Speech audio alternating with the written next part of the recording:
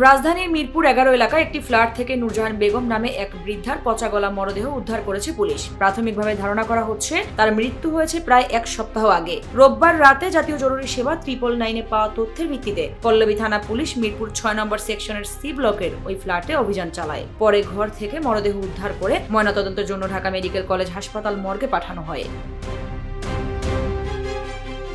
Police জানায়, নূরজাহান বেগম মেয়ের সঙ্গে একই বাসায় থাকলেও তিনি আলাদা একটি কক্ষে একা বাস করতেন। কয়েকদিন ধরে কোনো সাড়া না পেয়ে পরিবারের পক্ষ থেকে একজন নার্স ডেকে আনা হয়। ওই নার্স কক্ষে প্রবেশ করে তাকে মৃত অবস্থায় দেখতে পান। এরপর পুলিশকে খবর দেওয়া হয়। ঘটনাস্থলে গিয়ে পুলিশ দেখতে পায় দীর্ঘ সময় পড়ে থাকায় মরদেহে পচন ধরেছে এবং কক্ষের ভেতরে তীব্র দুর্গন্ধ ছড়িয়ে পড়েছে। ঘরটির অবস্থা ছিল অগোছালো ও অপরিচ্ছন্ন। প্রাথমিকভাবে ধারণা করা হচ্ছে বৃদ্ধা দীর্ঘদিন ধরে এক ধরনের অবহেলার মধ্যে ছিলেন।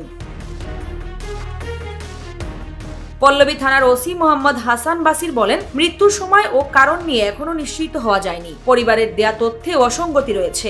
বিষয়টি তদন্ত করে দেখা হচ্ছে এবং ময়নাতদন্তের প্রতিবেদন পেলে প্রকৃত কারণ জানা যাবে। স্থানীয় সূত্রে জানা গেছে, মৃত নূরজাহান বেগমের 3 ছেলে সমাজে বিভিন্ন গুরুত্বপূর্ণ অবস্থানে আছেন। তাদের একজন সরকারের যুগ্ম সচিব, একজন বুয়েটের শিক্ষক এবং আরেকজন কানাডায় বসবাস করেন। এছাড়া তার মেয়ের স্বামীও বিশ্ববিদ্যালয়ের শিক্ষক ছিলেন। এ ঘটনায় এলাকা জুড়ে তীব্র চাঞ্চল্যের সৃষ্টি হয়েছে। একজন প্রবীণ নারীর এমন পরিণতি এবং পরিবারের দীর্ঘ নীরবতা নিয়ে প্রশ্ন উঠেছে সাধারণ মানুষের মধ্যে। পুলিশ জানিয়েছে, ঘটনায় একটি সাধারণ ডায়েরি করা হয়েছে এবং আইনগত প্রক্রিয়া চলছে। আরিফা আক্তার, পুষ্প, নিরপেক্ষ। নিরপেক্ষ, সত্য প্রকাশে আপোষহীন।